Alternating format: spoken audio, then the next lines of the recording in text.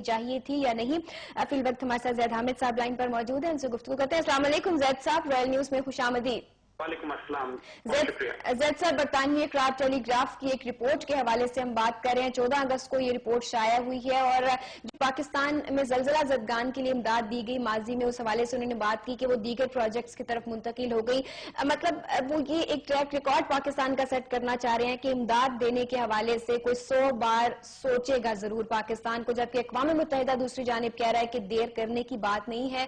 سیلاب نے شدید تباہی جو ہے وہ اس وقت پاکستان میں مچا دی ہوئی ہے. آپ کیا سمجھتے ہیں کیوں ڈونر جو ہے امداد دینے سے گریزاں ہیں, اور کیا اس رپورٹ کا اثر پڑے گا؟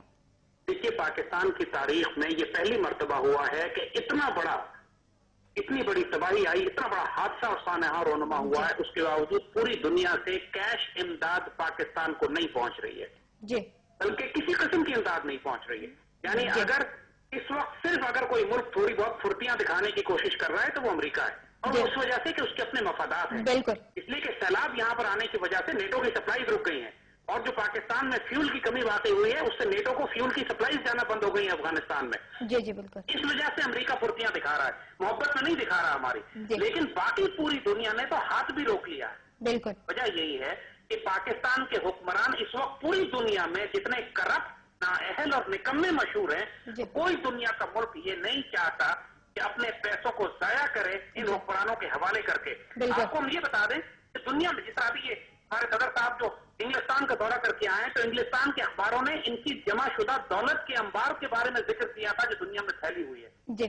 ابھی تک جب پاکستان کے حکمران اپنی جیب سے 1 روپیہ نہیں دے رہے اس کے اندر, جبکہ اتنی ان کے پاس دولت ہے کہ دنیا کے امیر ترین 10 لوگوں یا 50 لوگوں میں ان کا شمار ہوتا ہے, اور یہ اپنی جیب خاص سے اس قابل ہیں کہ پاکستان کا تمام یہ خرچہ اٹھا لیں.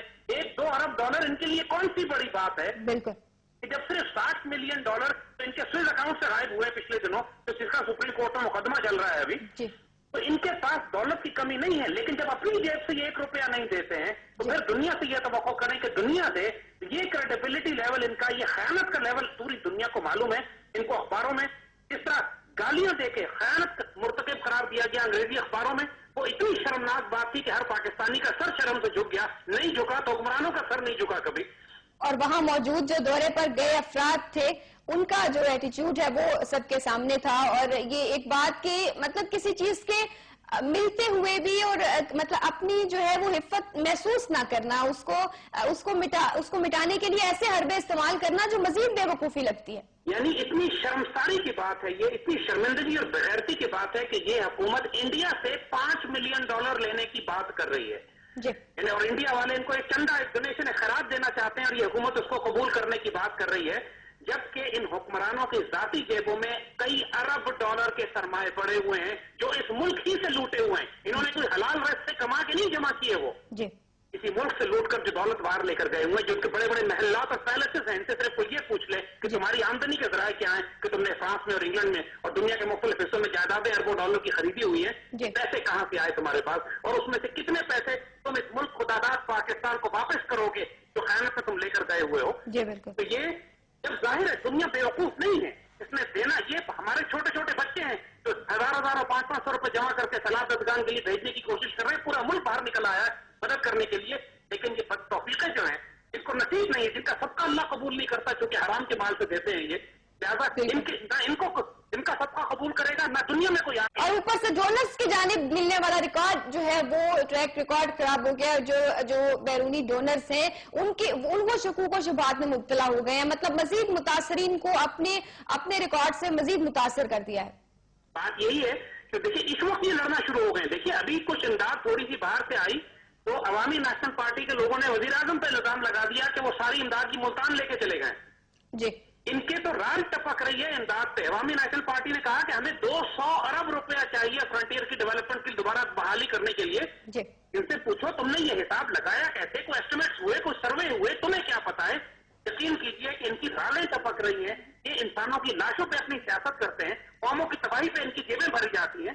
جتنا بڑا فساد ہو, جتنی بڑی قیامت برپا ہو, ان کو اپنے کمانے اور آمدنی کے اتنے بڑے ذرائع نظر آتے ہیں. اور اسی دنیا بیوقوف نہیں ہے جیسے ہم کہہ رہے ہیں, جو دینے والے ہیں ان سب کو پتا ہے کہ ان کی اصلیت کیا ہے.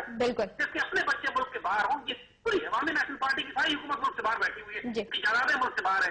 اس حکومت पर एतबार नहीं है, कोई 1 रुपया इनको नहीं देता। अब जिस वक्त जो कोई भी जमा कर रहा है, ये प्राइवेट एनजीओ के थ्रू या फौज के थ्रू, बिल्कुल फौज का किरदार इस वक्त माशाल्लाह खुशगवार, हैरत अंगेज है। बिल्कुल, और वही हर जगह नजर आ रही है जो है वो तमाम काम करती भी। जैद साहब, फौजिया वहाब साहबा का ये कहना है कि बैठकर बात कर देना बहुत आसान होता है कि इमदाद नहीं मिली या वहां नहीं गई, वहां जाकर देखें ज़लज़ला जो ज़दगान थे उनके लिए जो इमदाद दी गई थी वो वही इस्तेमाल हुई है। लेकिन एक सड़क बनी हुई तो सबको नजर आ जाती है, चाहे वो कहीं भी बैठा हो पता चल जाता है कि वहां ऐसा कोई काम हुआ है। तो ये ऐसे जस्टिफिकेशंस देकर किसे बेवकूफ बनाते हैं? देखिए, एक बात सिर्फ आपको एक मिसाल देते हैं, ये तौनसा बैराज का जो बंद टूटा है, इसकी वजह से ये सारा मुजफ्फरगढ़ और अलीपुर और वो सारे इलाके जो उस इलाके के ज़ेरे आब आए हैं, इस तौनसा बैराज पर अभी पिछले साल इन लोगों ने 22 अरब रुपया लगाया है। और 22 अरब रुपया लगाने के बाद वो जो पुश्ते बनाए थे, जो 10 लाख से 11 लाख की उसे तक पानी को रोकने की सलाहियत रखना चाहिए था, वो 6 जी पूछो कि जो करोड़ों अरबों रुपया लगा के तुमने बंद और पुश्ते बनाए थे, जो कि अपनी कैपेसिटी से भी आधी कैपेसिटी के ऊपर टूट गए, 6 लाख क्यूसेक पर टूट गए, उसका हिसाब कौन देगा? बिल्कुल।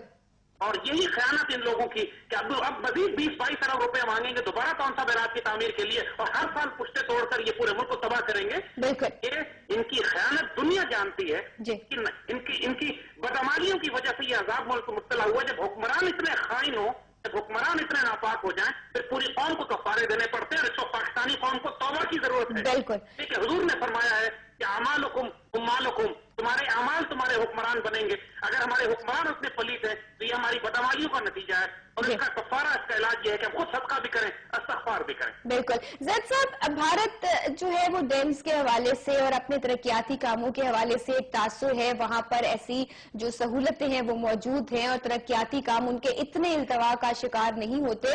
लेकिन एक तासुर जो दिया गया है कि ब्यास पर, सतलुज पर, काबुल पर और अब रावी पर भी पानी जो है ये भारत की जानिब से मजीद छोड़ दिया गया है, ये तासुर आपके ख्याल से कुछ इसमें किस हद तक सच्चाई है कि ये जो सैलाब में मजीद जो अजाब डाला है वो भारत की जानिब से आया है या पानी छोड़ा गया है, या उन्होंने अपना पानी यूटिलाइज कर लिया है? क्योंकि बारिशें तो वहां भी उतनी हुई है जितनी पाकिस्तान में, लेकिन उन्होंने उसे यूटिलाइज कर लिया है, वहां डैम्स हैं, सहूलत है वहां पर।